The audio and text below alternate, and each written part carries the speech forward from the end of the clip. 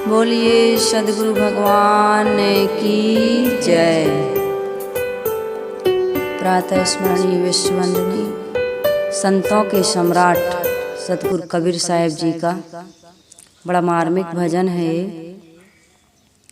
रहना है होशियार नगर में, एक दिन चोरवा आएगा। चोर आएगा एक दिन, ये बाहर का चोर आए ना आए, लेकिन जिस चोर की सतगुरु कबीर साहब बात कर रहे हैं वह सबके जीवन में आएगा। और वो अभी भी चोरी कर ही रहा है धीरे धीरे। किस चीज को चुरा रहा है, किस चीज की चोरी हो रही है, और एक दिन सब कुछ लूट के ले जाएगा। उसकी चर्चा इस भजन में बहुत सुंदर। वहाँ पर कोई तुम्हारा साथ नहीं देगा। इधर बाहर के चोर तो कोई आ जाए तो घर कुटुंब परिवार के लोग जाग जाते हैं और चोरों से बचाने में सहयोग करते हैं। लेकिन जिस चोर के बारे में सतगुरु कबीर साहब कह रहे, इस चोर में तुम्हारा कोई कुछ नहीं करेगा। यहाँ तक कि ये तुम्हारा शरीर भी असहाय है, उस चोर से वह भी नहीं बचा सकता है, कोई नहीं बचा सकता है। तो इस भजन को मैं आपके बीच रखूँ इसके पहले कबीर आश्रम देवरी चैनल की ओर से समस्त श्रोता बंधुओं को, माताओं को, बहनों को, सभी को सुबह की हार्दिक शुभकामनाएं। सभी का जीवन सुखद एवं मंगलमय हो। और ऐसी आशा है कि इस भजन को सुनकर हम सब सावधान होंगे और इस शरीर रूपी नगर में वो चोर आए उसके पहले हमें अपना काम कर लेना है। जिस काम के लिए हम आए हैं इस शरीर रूपी नगर में, इस संसार रूपी नगर में, जीव कोई उद्देश्य लेकर के आया है ना इस संसार में, तो जीव अपना उद्देश्य भूल गया। जीव का उद्देश्य क्या है? दुखों से निवृत्ति, आत्म कल्याण का काम, आवागमन से मुक्ति, है ना। आवागमन 84 के चक्कर से मुक्ति चाहते हैं कि नहीं चाहते हैं? कोई नहीं चाहता। यदि चाहते तो फिर इस संसार की मोह माया आसक्ति का त्याग करते। क्योंकि भाई मोह माया आसक्ति राग द्वेष या शारीरिक या मानसिक जो विकार हैं, इनका त्याग किए बिना तो नहीं मिल सकती मुक्ति। आप चाहें कि कुपथ चलें, दवाई ना लें, है ना, और सोचें कि रोग से भी मुक्त हो जाएं, तो हो सकते हैं क्या? भाई रोग से मुक्त होना है तो आपको कुपथ का त्याग करना पड़ेगा, संयम से चलना पड़ेगा, है ना, परहेज से चलना पड़ेगा, और कुछ औषधि भी लेनी पड़ेगी जब तक आप रोगी हैं। नहीं लोगे? हम सब रोगी हैं, हम सभी लोग क्या है? रोगी हैं।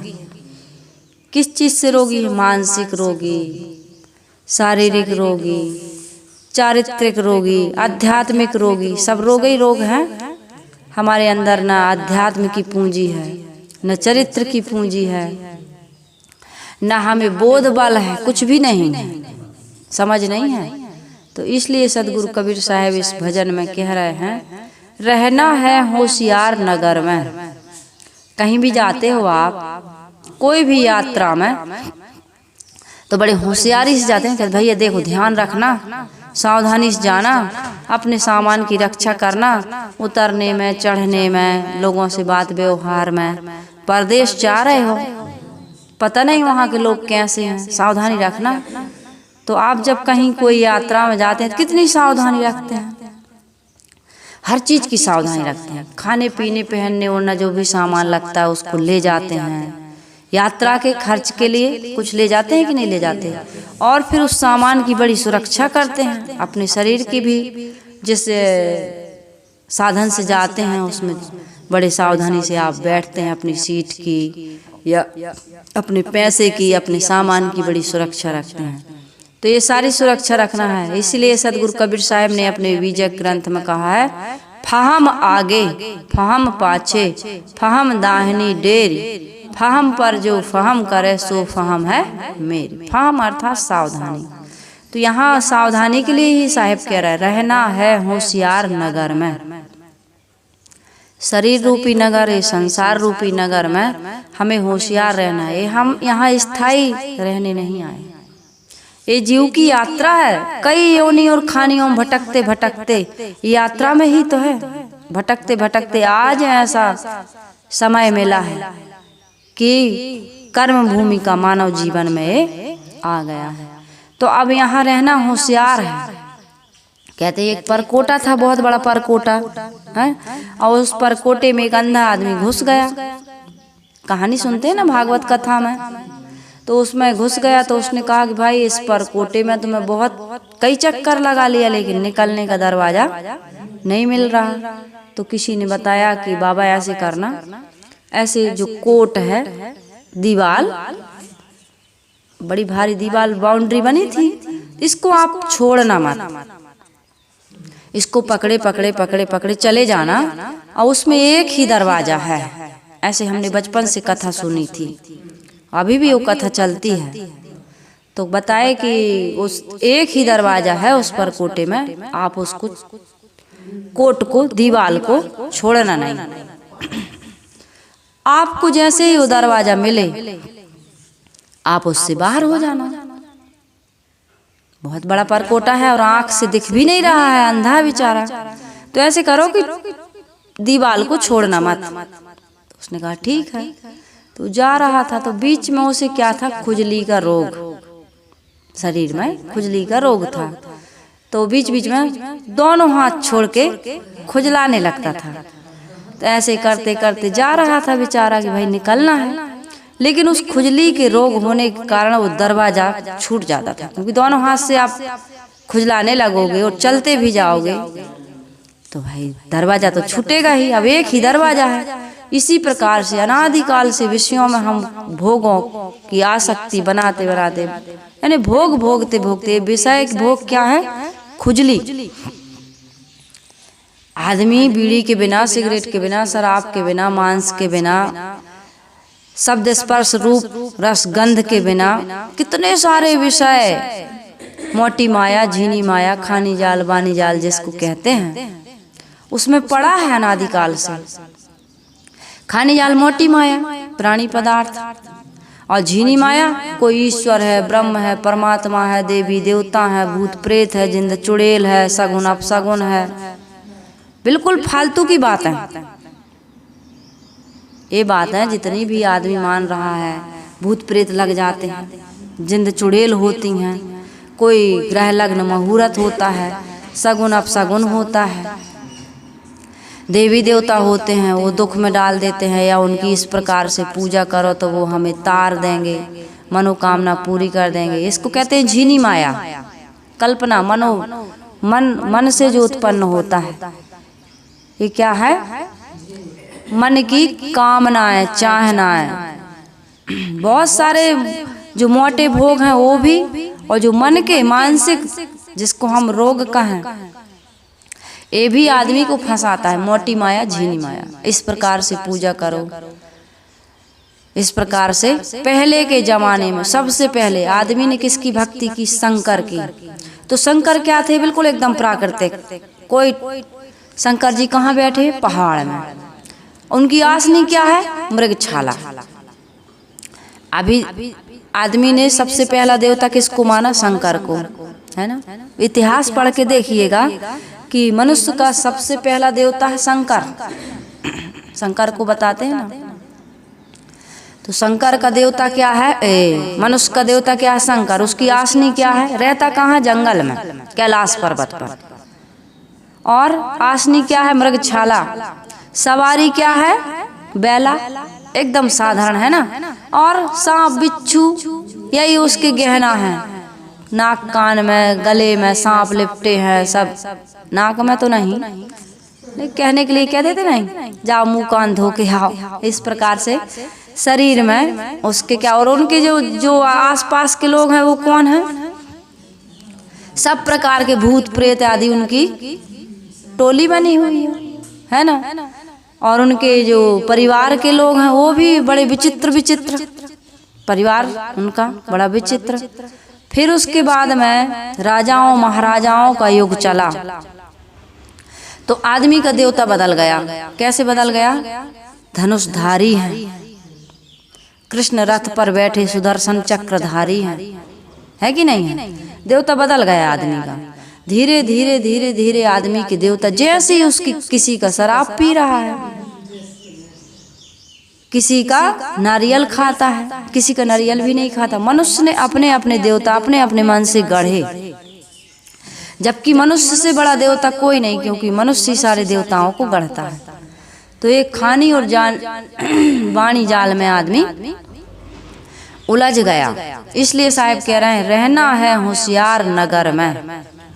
होशियारी से नहीं रह रहा है आदमी।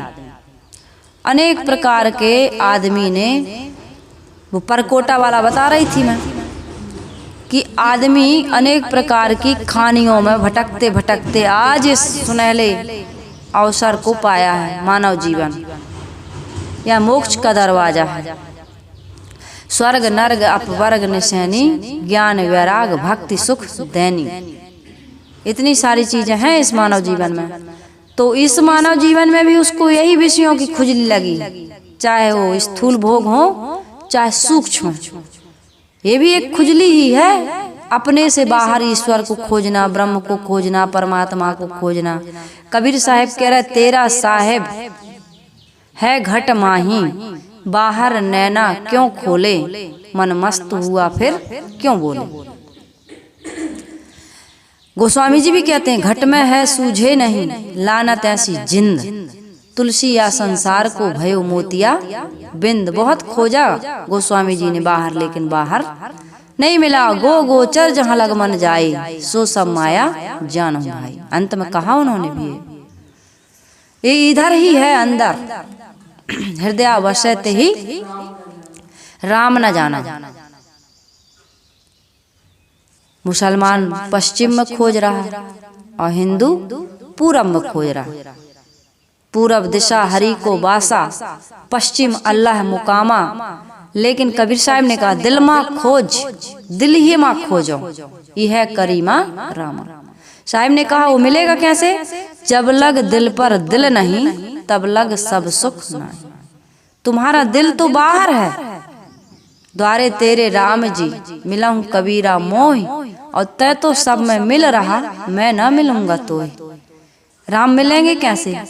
जब तुम राम से मिलने के लिए योग्य बनो, तैयार बनो, तैयारी करो राम से मिलने की। तो राम से मिलने की तैयारी क्या है? होशियार रहो। कहीं जाते हो यात्रा में, कितनी होशियारी रखते हो, तब पहुंचते हो तीर्थ। नहीं तो बीच में ही जेब काट लेंगे, बीच में ही दुर्घटना हो जाएगी, तुम वहां तक पहुंचोगे नहीं। कहाँ से कहाँ ले जाए आदमी। एक साधारण कहीं जगह जाता है आदमी, ऑटो में बैठता है तो कितनी सावधानी है भैया, गलत जगह तो नहीं ले जा रहा है, गलत जगह ले जाओ लूट ले। होता है ना, कई लोग लूट लेते हैं जो नहीं जानते हैं उनको। तो इसलिए यहाँ भी तुम लूटे जा रहे हो। एक चोर आएगा, सावधानी रखो, विषयों की खुजली का त्याग करो, और बाहर ईश्वर ब्रह्म परमात्मा बाहर से पाने की जो तुम्हारे मन में भ्रम हो गया है, अज्ञानता आ गई है, मोतिया बिंद, तुलसी या संसार को भयो मोतिया बिंद। जो मोतिया बिंद आ गए, इसका ऑपरेशन कराओ सदगुरु के पास जाके। सदगुरु के पास जाके जब तक मोतियाबिंद का ऑपरेशन नहीं करोगे, आंख से तुम्हें दिखेगा नहीं। तो कहा कि भाई यदि मोतियाबिंद आ गया है, गोस्वामी जी कहते हैं, तो इसका इलाज कहे सतगुरु सांचे वैद्य हैं। सदगुरु के बिना मुक्ति नहीं मिलती। सतगुरु सांचे वैद्य हैं, अंजन है सत्संग। ज्ञान सलाई जब लगे तो कटे मोतिया बिंद। रामायण में लिखा है, तुम मूर्ति पूजा करते हो, मूर्ति पूजा के लिए कहीं नहीं लिखा रामायण में। रामायण में तो यही कह रहे हैं महाराज श्री रामचंद्र जी कि प्रथम भक्ति संतन कर संगा, बिन सत्संग विवेक न होए। गुरु के लिए उन्होंने कितना कहा, सत्संग के लिए। तो प्रथम भक्ति, आदमी रामायण तो पढ़ रहा है लेकिन प्रथम भक्ति नहीं कर रहा, संत के पास नहीं जाता हो, सदगुरु के पास नहीं जाता हो। वो तो बस शुरुआत कहाँ से कर रहा है? मूर्ति पूजा से, और जीवन का अंत भी मूर्ति पूजा में कर देता है। मूर्ति में प्राण प्रतिष्ठा करता है। मूर्ति बनाता है। किसकी बनाता है? पत्थर की या मिट्टी की या टाट की। उसमें रंग रोगन कर देता है कि नहीं कर देता? साड़ी पहना देता है, सामने सामने बड़ा सुंदर। पीछे देखे हो दुर्गा जी की या कोई भी मूर्ति को, और 9 दिन तक तो तुमने पूजा की, खूब मूर्ति को खिलाया पिलाया, प्राण प्रतिष्ठा करते हो उसमें, प्राण प्रतिष्ठा करके खिलाया पिलाया, आरती पूजा सब कुछ नाच गान किया, और 10वें दिन क्या हो गया? कोई गंदे पानी में जाके फेंक दिया। फेंकते हैं कि नहीं फेंकते? आदमी अपने हाथ से मूर्ति बनाता है, अपने हाथ से प्राण प्रतिष्ठा करता है, और अपने हाथ से फिर उनको पानी में फेंक देता है। कहीं भी मंदिर बनता है, मूर्ति की स्थापना होती है, जैसे रामलला की स्थापना हुई अभी, तो जो भीड़ थी वो भीड़ हमेशा लगेगी क्या? हमेशा लगेगी क्या? या कहीं भी आपके गांव में मंदिर बनता है तो जो पूजा भक्ति भावना शुरू में कुछ दिन लोग करते हैं, वो पूजा भक्ति भावना रोज रोज नहीं होती। लेकिन अपनी आत्मा का तिरस्कार कोई कर सकता है कभी, और वो निकल जाए एक दिन तो इस शरीर में कोई प्राण प्रतिष्ठा कर देगा। भाई जब मूर्ति में प्राण प्रतिष्ठा हो सकती है तो इंसान में क्यों नहीं हो सकती? पत्थरा में हो सकती है, जिसमें अभी तक प्राण थे उसमें क्यों नहीं ला देते हो प्राण फिर से? कोई नहीं कहता इस बात को, और पंडितों की चल रही खूब। तो लूटे जा रहे हो कि नहीं लूटे जा रहे? काम क्रोध लोभ मोह से तो लूटे ही जा रहे हो। ये धार्मिक गुरुओं से भी लूटे जा रहे हैं। भ्रम में हो, मान्यता में हो। कहाँ खिलाते पिलाते हो? पेड़ पौधे नर नदियाँ पहाड़, पेड़ में धागा बांध रहे हो, पीपल को पूज रहे हो, बट को पूज रहे हो, आंवला को पूज रहे हो, तुलसी को पूज रहे हो, लेकिन उनको देवी देवता मान के पूज रहे हो। लेकिन जिन्होंने पैदा किया है तुमको, उसको पूजा, जिसने पैदा किया, जिसके बिना तुम्हारा इस संसार में आना असंभव है। 9 महीने तक कितना गंदगी से सनी हुई माँ तुमको गर्भ में धारण करती है, और कैसे कैसे पैदा करती है, फिर पैदा ही बस करके नहीं छोड़ देती है। कितना ध्यान रखती है माँ। ये स्कूल की फीस, ये बैग, ये कपड़े, ये तुम्हारी जरूरतों का सामान, तुम्हें इस घर का मुखिया बनाने में किसका हाथ है? गणेश का, सरस्वती का, हनुमान का, धनुषधारी का, चक्रधारी का, किसका हाथ है? बताओ किसका हाथ है? जिसका हाथ है उसकी कोई बात ही नहीं करता, और जिसका हाथ नहीं है, जहां नहीं तहां सब कुछ जानी। साहिब कह रहे जहां है तहां ले पहचानी। जहां, यही तो देवी देवता हैं। इससे बड़े देवी देवता कौन हो सकते हैं? जिसने जन्म दिया, जिसने पालन पोषण किया, जिसने पढ़ाया लिखाया, जिसने विवाह किया, तुम्हारे लिए घर बनवाया, तुम्हारे लिए मोटरसाइकिल लाया, तुम्हारे लिए गाड़ी लाया, क्या नहीं लाया? हैसियत से कहीं ज्यादा किया तुम्हारे लिए। अपने पूरे जीवन को उसने गला दिया, तपा दिया, समर्पित कर दिया। बच्चों को छोड़ के माता पिता कहीं नहीं जाते, और जाएंगे तो उनकी परमिशन से जाएंगे। कहा बेटा चले जाएं, थोड़ा तीर्थ यात्रा करे आए, घूमे आए, रिश्तेदारी में चले जाएं। और उस माता पिता को देवी देवता नहीं मानते। तुम्हारे अंदर जो बैठा है रोज सजेशन दे रहा है, ये करो ये ना करो, झूठ ना बोलो, किसी से लड़ लेते हो, कभी झूठ बोल लेते हो, कभी कोई गलत कार्य कर लेते हो, नींद नहीं आती, अंदर वाला वो धिक्कारता है, चांटे लगाता है, तुमने गलत किया, तुमने गलत किया। उसको नहीं समझ रहा है, और उधर पथरा पर तुम खूब प्रसाद चढ़ा रहे हो, जो ये भी नहीं कहता है कि ये काम करो, कि ये काम ना करो, कि ये सही है कि गलत है। सही बात है कि नहीं है? कभी कहता है पत्थर का भगवान, मूर्ति का भगवान, मंदिर का भगवान, उसकी तो आंखें खुद निकाल ली जाती हैं, चोर ले जाते हैं। सोमनाथ के मंदिर को 1-2 बार नहीं, 17 बार लूटा महमूद गजनबी में। न महमूद गजनबी को लकवा लगा, न उसके पेट में दर्द हुआ, कुछ नहीं हुआ। 17 बार लूट के ले गया। न तीसरा नेत्र खोला शंकर जी का, और न उनके पुजारियों की हिम्मत आई कायरों की। राम के नाम पे, कृष्ण के नाम पे, भगवान के नाम पे अपराध होता रहा, अत्याचार होता रहा, आंख नहीं खुली। राम मंदिर पर बाबरी मस्जिद बन गई, कुछ नहीं किया। और 500-550 वर्षों से आज भारत का जो पतन हो रहा, बर्बाद हो रहा, पिस रहा, हिंदू मुसलमान मर रहे हैं इसमें। अभी ये लॉकडाउन के उसमें, कोरोना के उसमें ये इतना बड़ा काम हो गया।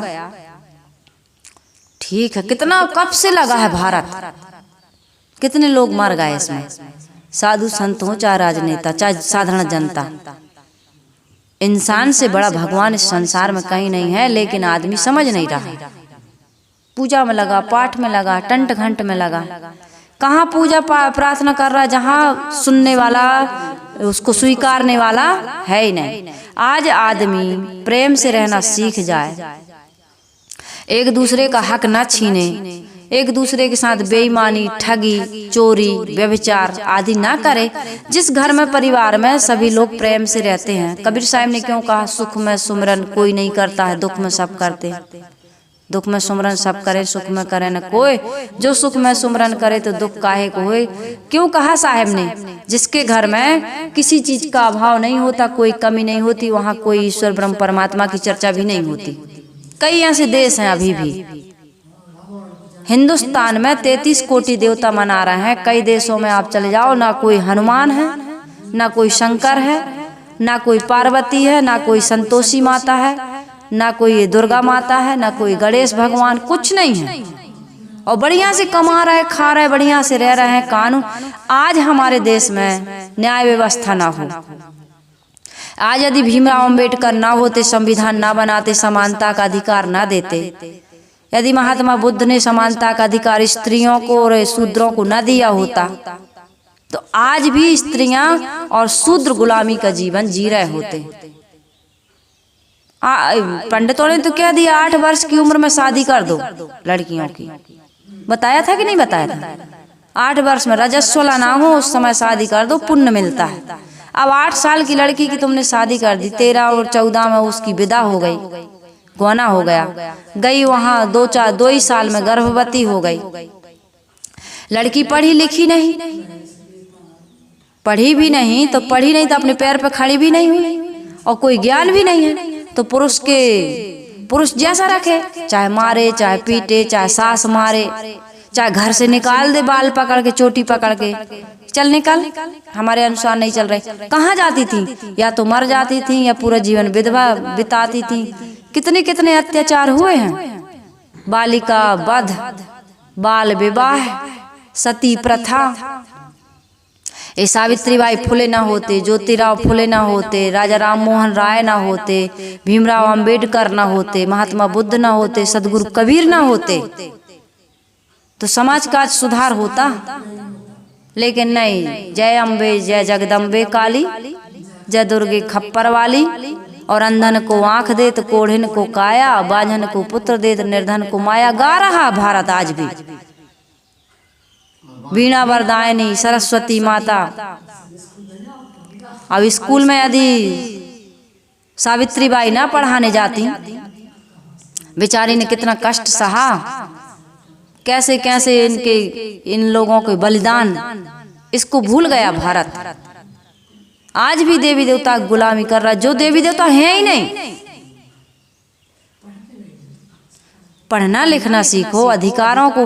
रामायण में देखो कितना बढ़िया, जब राम को वनवास हुआ अचानक से, माता कौशल्या के पास प्रणाम करने गए राम, तो माता कौशल्या ने पूछा कि हे राम, तुम्हारा अभिषेक कब होने वाला है? क्योंकि कौशल्या जी को पता नहीं था।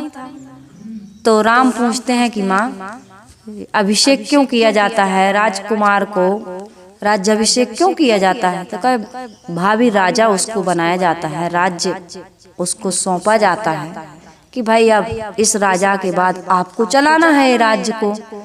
तो उन्होंने कहा कि मुझे मेरे पिता ने, अब कैसे कहूँ माँ को, इतनी खुश है मेरी माँ कि भाई तुम राजा कब बनोगे, और मैं अचानक कह दूं कि मैं राजा नहीं, वनवास जा रहा हूँ। तो राम ने वहाँ कहा है कि मुझे छोटा मोटा राज्य नहीं दिया मेरे पिता ने, मुझे तो जंगल का राजा बनाया है। चौपाइयों में वहाँ गोस्वामी जी ने लिखा है कि मुझे तो जंगल का राजा बना दिया मेरे पिता ने। कौशल्या जी समझ गई। तो वहां पर इनका मोह भी था और राम के प्रति प्रेम भी था, लेकिन इन्होंने कौशल्या जी ने यहाँ कर्तव्य के बारे में बताया है, अधिकार के बारे में नहीं बताया कि राम तुम्हारा अधिकार है, तुम बड़े पुत्र हो, तुम राजा बनो, कहाँ जंगल जाओगे।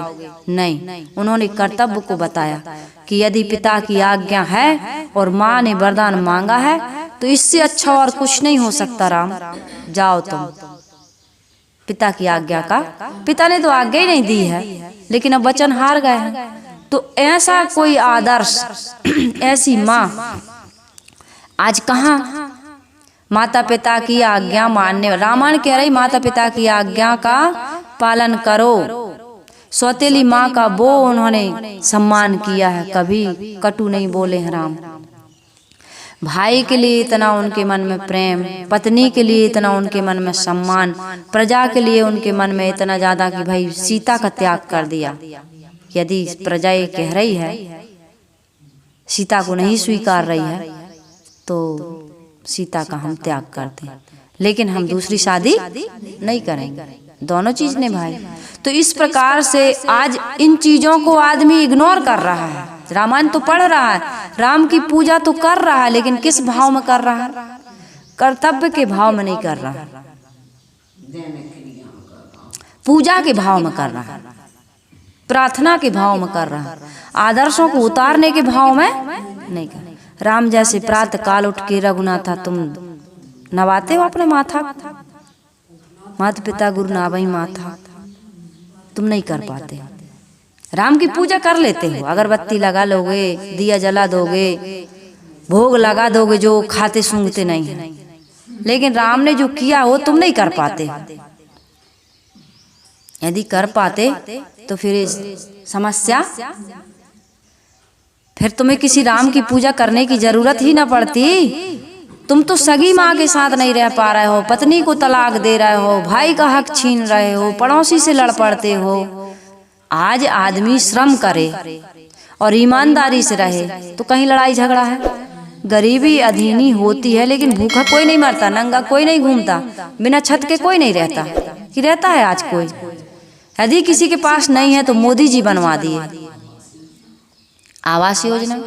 खाने को नहीं है तो राशन कार्ड मिल रहा है। राशन मिल रहा है कि नहीं मिल रहा है? इलाज के लिए पैसा नहीं है तो 5 लाख रुपए आयुष्मान, फिर भी तुम लड़ते हो भाई से, फिर भी हक छीनते हो दूसरे की जमीन पर अधिकार। लड़ाई तो इसी बात की है ना, दुख तो इसी बात का है ना संसार में। पूजा नहीं करते हो इस बात का दुख नहीं है, देवी देवता को नहीं मनाते हो इस बात का भी दुख नहीं है, नारियल नहीं फोड़ते, अगरबत्ती नहीं लगाते इस बात का भी दुख नहीं। दुख तो इस बात का है कि तुम शराब पीते हो, तुम अंडा खा जाते हो, मुर्गी खा जाते हो, बकरा खा जाते हो, बहू बेटियों पर कुदृष्टि करते हो। दुख तो इस बात का है संसार में। दूसरे का हक छीनते हो, दूसरे की उन्नति देख करके तुम सांप लौटने लगते हैं तुम्हारे ऊपर। दुख तो इस बात का है ना, और किस बात का दुख है? भगवान नहीं पूछते हो, देवी देवता आज गणेश नहीं रखे, कोरोना में 2 साल तक कोई देवी देवताओं की पूजा नहीं हुई, तो किस बात का दुख था? कहाँ लड़ाई झगड़ा हो रहा था? कौन भूखा मर गया? रोग से मरा, लेकिन और चीजों से थोड़ी मर गया था कोई। ये बातें तुम्हारी समझ में नहीं आती। आदमी देवी देवता को पूजने ना पूजने से दुखी नहीं है। एक भी 33 कोटि देवता से एक भी देवता ना रहे तब भी ये समाज बहुत अच्छा चलेगा, यदि ये चीजें सुधर जाएं। कुदृष्टि मत डाले, दुर्व्यसन मत करे, दूसरों की उन्नति से जले मत, अपने माता पिता के प्रति कर्तव्य का पालन करे, भाई का हक न छीने, पत्नी को अपने पैर की जूती न समझे, किसी बहू बेटी पर कुदृष्टि न डाले। ये सारी चीजों का सुधार हो जाए और खान पान में संयम रखे। त्याग तपस्या है नहीं, साधना है नहीं, संयम है नहीं, भगवान को पूज रहा है। जहां है ही नहीं भगवान, कहाँ है भगवान? तुमसे बड़ा भगवान कोई है संसार में? लेकिन तुम तो बने हो शैतान, तुम तो बन गए राक्षस। जिंदा को मार मार खा रहे हो और मुर्दा को पूजने जा रहे हो, मुर्दा को भोग लगा रहे हो, जिंदा को मार मार खा रहे हो। घर के माता पिता को वृद्धाश्रम में डाल रहा है, और एक कहीं से पत्थरा लाते हो उसके लिए घर में मंदिर बना रहे हैं। ये मूर्ति राम लला कृष्ण की मूर्ति है। हम तो भैया दुर्गा को मानते हैं, दुर्गा को मानते हैं, घर की दुर्गा जिसने तुम्हें 9 महीने तक पेट में रखा, अपने पेट की और शरीर की दुर्दशा करा के पैदा किया, तो अपने स्तन का दूध पिलाया, खुद गीले में सोई तुम्हें सूखे में सुलाया, उस दुर्गा को मानते हो? नारी जाति का सम्मान करते हो? दुर्गा के लिए मंदिर तो बना लिया घर में, हृदय में जगह है कुछ नहीं है। पत्नी को तो पैर की जूती ही समझ रहा है अभी। अपनी बेटी तो बेटी है, लेकिन दूसरे की बेटी को तो बेटी भी नहीं समझ रहा है। दुर्गा खुश होगी? दुर्गा है ही कहाँ? जहाँ असली दुर्गा है वहां तो तुम मुर्गा खाते हो, नहीं खाते हो। 9 दिन जो लोग पंडा बनते हैं वो सब मुर्गा दारू वाले रहते हैं। बहुत कम है, 99 में कोई 100 में एक आध, 99 तो सब दारू मुर्गा वाले। भगवान की भक्ति कहाँ हो रही है? भगवान को तो हथकंडा बना लिया, धंधा बना लिया, बिजनेस बना लिया, व्यापार बना लिया। यदि कहीं कोई चीज में तुम सफल नहीं हो तो बस एक मूर्ति रख लो और बैठ जाओ, 10-5 रुपये अपने चढ़ा के, रंग पेंट एंट पोत दो, बस तुम्हारा बिजनेस व्यापार शुरू। कुछ न जानो, सत्यनारायण की एक वो पुस्तक ले लो, बस लीलावती, कलावती, तुंगध्वज, राजा कौन कौन सुनाने लगो। है कछु नहीं आ रहा है, तुम कथा तो सुनाने लगो, तुम्हारा राशन खाने पीने की सामग्री आने लगेगी। और कुछ ये भी नहीं कर पाते तो आदमी क्या क्या धंधा करता है? गुटखा बेचता है, शराब बेचता है, अंडा बेचता है। आज आदमी की सोच ऐसी बन गई, कोई दुकान चले न चले तो चलेगी। तो बड़ा आदमी, सतगुरु कबीर साहब कह रहे, रहना है होशियार नगर में एक दिन चोरवा। ये चोर तुम्हें, मनोविकार रूपी चोर, ये मौत रूपी चोर तुम्हारा सब छीन रही है। मनोविकार है तो ये शांति छीन रही। मौत रूपी चोर तुम्हारी आयु को छीन रही, नहीं छीन रही। शरीर कम हो गया, जीर्ण छीण हो गया, बूढ़ा हो गया, जर्जर हो गया, आंखों से ज्योति चली गई, कानों से सुनाई नहीं देता, दांत भी जवाब दे दिए, आंत भी जवाब दे दी, अब पछता नहीं है। एक ही रोटी खात है बेटा, एक ही बढ़ात, भाई मैं खट्टी डकारे आ रही। छीन लिया ना मौत ने सब कुछ, समय ने सब कुछ छीन लिया। फिर भी तुम होशियार नहीं हो कि भजन के लिए आए थे, सत्संग के लिए आए थे, आत्म कल्याण के लिए आए थे। यहाँ की चटक मटक में भूल गए तुम। राग रंग में दुनिया भूजे, चटक मटक में नारी, भाव भक्ति में साधु रीजे, तीनों निपट नाड़ी। हमारे गुरुदेव जी कहा करते थे, दुनिया की चटक मटक में तुम चटक चांदनी, छटा जवानी, बाढ़ का पानी रे। ये 2 दिन की है, हाँ 2 दिन की फुलवारी जीवन, मन भंवरा मत भूल। मन भंवरा ही तो बना है। कबीर साहब ने कहा, भंवर विलंबे बाग में बहु फूलन की बास, ऐसे जीव विलंबे विषय में अंतम चले निराश। ये संसार की सामग्री, ये भोग पदार्थ, ये प्राणी, ये सब खत्म होने वाले हैं क्या?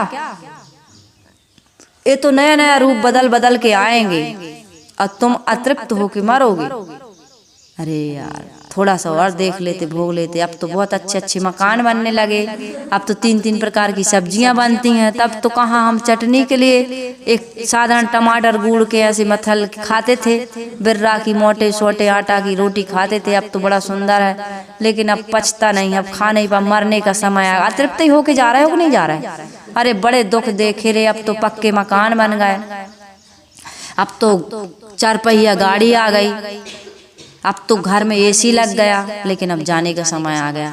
कुछ दिन और भोग लेते, बच्चे माता पिता के लिए बढ़िया मकान बनाते हैं, झूला पोर्च में झूला लगवाते हैं बालकनी में, वहीं से बैठ के तुम। हम छत्तीसगढ़ में थे, छत्तीसगढ़ की एक माता बोली, साहब सबके मकान जब बनते थे तो हमें बड़ा वो लगता था। अब हाँ सबके मकानों को हम देखते थे ऐसी चिगबिगरी सी जलत रहा। चिगबिगरी मतलब बढ़िया चमकदार, एकदम रोशनदान, एकदम लाइट वाला, एकदम प्रकाश वाला, सुंदर। और हमारे बेटा ने भी बनाया, लेकिन रह नहीं पाई माता। एक माता की सच्ची घटना बताऊं, अभी उनके देवरानी और जेठानी और भाई भाई में बड़ा प्रेम, देवरानी जेठानी में भी भारी प्रेम और भाई भाई में भी बिल्कुल राम भरत जैसे प्रेम। अभी भाई खत्म हुआ है, मकान बनाया उन लोगों ने बिल्कुल एक जैसा, मैं उसको डालूंगी इस प्रवचन में, एक जैसा मकान। और उस माता जब भी संतों की सेवा में जाती थी तो बड़ी उसकी भक्ति भावना हम लोगों के साथ भी रहती थी। तो भोजन वो हम लोगों के साथ करती थी, सबको कराने के बाद। हम लोग बाद में करते थे भाई, कोई मेहमान कोई किसी के यहाँ तो मालिक तो बाद ही में खाता है, तो हम लोगों के साथ खाती थी। आज वो ऐसी स्थिति में पहुंच गई है, मकान बना लेकिन उस मकान का सुख, एक से मकान दोनों भाइयों को सेम और अच्छे मकान बने हैं। लेकिन आज उस माता अचानक से ब्रेन हेमरेज हुआ उसका, फिर ऑपरेशन हुआ, खोपड़ी निकाले और जो खून जम गया था साफ किए, फिर से खोपड़ी 3 दिन के बाद, कितने दिन के बाद लगाए, तो उसकी व्हील चेयर पर बैठी रहती है। कहते हैं कि पहचानती है, सुनती, लेकिन बोल नहीं पाती है। 2 बार पिछले साल भी गई थी मैं देखने, अभी भी गए हम लोग, बहुत सारी साध्वियाँ वहाँ भजन सुनाए, रोती है वो, तो समझती होगी तब तो रोती है, लेकिन बोल नहीं पाती। उसको बताते देखो ये लोग आए हैं, देखो साहेब आई हैं, देखो ये लोग भजन गा रही हैं, रोती है, बोल नहीं पाती, कुछ नहीं, बिल्कुल जिंदा लाश। तो ऐसे जाना पड़ेगा सबको, कोई कैसा हो जाता है, कोई कैसा हो, लेकिन ये है संसार। भंवर विलंबे बाग में बहु फूलन की बास, ऐसे जीव विलंबे विषय में अंतम चले निराश। थोड़ा सा बीच का जो समय मिला है नौजवानी का, इसमें अच्छा काम कर लो। अच्छा काम क्या है कि बुरे काम छोड़ दो, बस यही अच्छा है, ज़्यादा समझने की ज़रूरत नहीं है। जो भी बुरे काम हैं, जिसमें तुम्हारी अंतरात्मा तुम्हें कचोटती है, वह काम छोड़ दो। अब ये काम तुम छोड़ते नहीं, कहते गंगा नहाए आएंगे, 9 दुर्गा जवारा बो देंगे, दान कर देंगे पंडा बाबा को। और पंडा बाबा सुई कहते हैं बछिया पकड़ लो बैतरनी पार, बछिया की पूंछ पकड़ लो गंगा जी में जाके, अयोध्या में जाके बैतरनी पार हो जाओगे। ये सब झूठी बातें हैं। पंडित को चाहिए बछिया बिस्तर, मरने के बाद दान करवाते हैं। तो मरने के बाद जब शरीर यहीं छूट गया, तुम्हारे बाप महतारी कहाँ बिस्तर पर सोएंगे? उन्हें लोटा की, थाली की, गिलास की कहाँ जरूरत है? छाता की कहाँ जरूरत है? एक पंडित जी आए, कहे मोबाइल दे दो, कहे तुम्हारे पिताजी मोबाइल बहुत देखते थे, तो हमें मोबाइल दान कर दो, हम यहाँ देखेंगे तो पिताजी को मिलेगा। तो वो व्यक्ति बड़ा समझदार था, विवेकी था, कहे पहले पिताजी का नंबर दो हमको, कांटेक्ट बात करवाओ पिताजी से कि सच में उन्हें ज़रूरत है कि नहीं, तो हम आपको एक बड़ा मोबाइल दे देंगे स्क्रीन टच। परलोक का कांटेक्ट तो दो, नंबर तो दो भाई, हम बात करेंगे पिताजी से कि मोबाइल चाहिए उनको कि नहीं चाहिए, मोबाइल के बिना परेशान है क्या वो? तो कहाँ का कांटेक्ट नंबर देगा? आदमी शरीर ही नहीं है तो कहाँ से बात करेगा वो? कहीं भूत बन गए, प्रेत बन गए, कैसे बन जाते हैं भूत प्रेत? यदि आपको मटर की एक दाना चाहिए या टमाटर का एक टमाटर चाहिए, तो उसके लिए बीज होता है, खेत होता है, पानी और खाद देना पड़ता है, तब वो टमाटर आता है। और भूत प्रेत ऐसे ही बन गए। एक चींटी भी पैदा होती तो उसमें एक कारण होता है, बिना कारण के देह नहीं बनती। और भूत प्रेत की देह कैसे बन गई? जिंद चुड़ैल कैसे बन गए? मरी मसान कैसे बन गए? कैसे तुमको चिपक गए? कैसे लग गए? और गाय भैंस वहां चल रही, उनको नहीं लगते? वो तो ताबीज भी नहीं पहनते, कभी झाड़ फूंक उनकी नजर भी नहीं उतारती। कभी उतारते हो का? कितने लोग उतारते हैं, गाय भैंस की भी उतारते हैं कितने लोग। तो ये सदगुरु कबीर साहिब जी का भजन, रहना है होशियार नगर में एक दिन चोरवा आएगा। तो ये मौत रूपी चोर के बारे में है, इसके बारे में कल चर्चा होगी। आज तो काफी चर्चा अन्य विषयों पर भी हो चुकी, लेकिन इसमें भी होशियार रहना है। होशियार नहीं रहोगे तो ऐसे ही लूटे जाओगे, विषयों से भी लूटे जाओगे और ब्रह्मांडताओं से भी लूटे जाओगे। तुम्हें भूत प्रेत देवी देवता मरी मसान सब लगेंगे। जब तक मानोगे तब तक लगेंगे, नहीं मानोगे तो कुछ नहीं लगेगा। क्योंकि झूठा झूठा माना है तो झूठे झूठे लगेंगे, झूठे झूठे काटने वाले भी मिलेंगे आपको, और झूठे झूठे लूट लूट के तुम लुटते रहोगे, ले जाएंगे। तो सदगुरु कबीर साहब जी की ये भजन की एक लाइन पर मैंने आपके बीच विचार रखा, और इस पूरे भजन पर कल स्वास्थ्य बढ़िया रहेगा तो चर्चा होगी। आइए मैं अपनी वाणी को आज यहीं विराम देती हूँ, और इन विचारों से यदि आप लाभान्वित होते हैं तो अपनी प्रतिक्रिया को कमेंट में अवश्य लिखिएगा, और इस ऑडियो को लाइक भी करिएगा, ताकि पता चले कि कितने लोगों को इन विचारों से सहमति आप लोगों ने प्रकट की है। बोलिए सद्गुरुदेव की जय।